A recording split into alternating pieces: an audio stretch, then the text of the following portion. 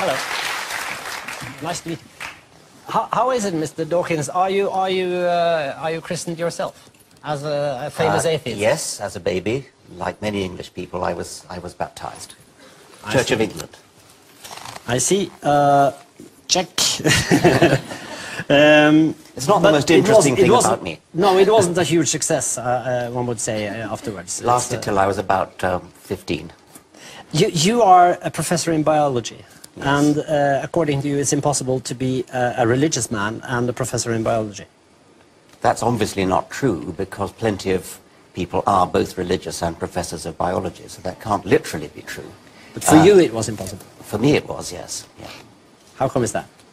Well, I think that the world is explained fully by science, or will be explained fully by science. There is no evidence for any kind of supernatural being of any kind, and so that it goes against the spirit of science to put your trust in the supernatural when the natural explanation is there, and so much more fun and so much more exciting and so much more interesting. Even though you say that, still people believe. Well, a lot of people don't know the facts. A lot of people are simply ignorant of science, and that's no fault of theirs. It's probably the fault of us scientists. But is that the reason people become religious? Well, I think it would help a lot if everybody was educated in science. I think it would help a great deal. Many of the reasons that people give when you ask them why they become religious, they palpably show that they don't actually know any science. I mean, many of them say, for example, oh, how could you not be religious when you look at the beauty of a tree, or a bird, or a kangaroo? I mean, how could that just come about by chance? Well, of course it doesn't come about by chance. It comes about by evolution, by natural selection.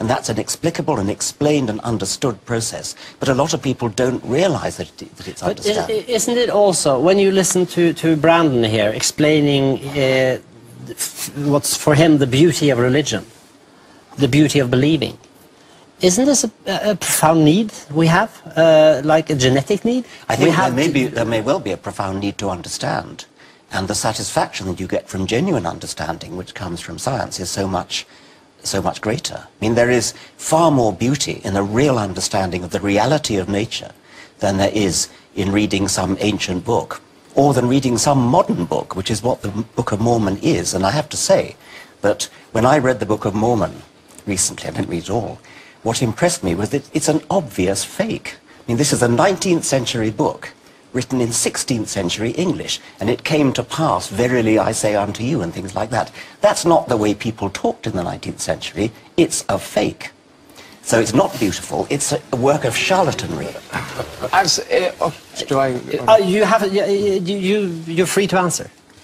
The book's been studied and torn apart and looked at, and I'm not one of the professors that have done it. Yeah. But do you believe? For you to call this man a charlatan, I do. I take offense to it.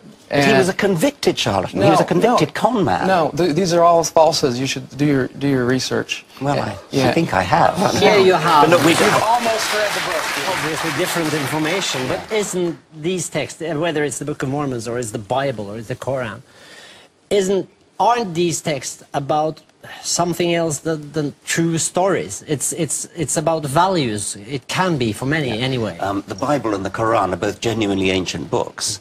So they're not obvious fakes in the way the Book of Mormon is. And they do contain great poetry, and these are ancient myths which are of great interest to mythologists, to anthropologists, great mythologists, to anthropologists. They're not actually more interesting than the myths you get from other parts of the world, which are also very interesting. Before we continue, actually...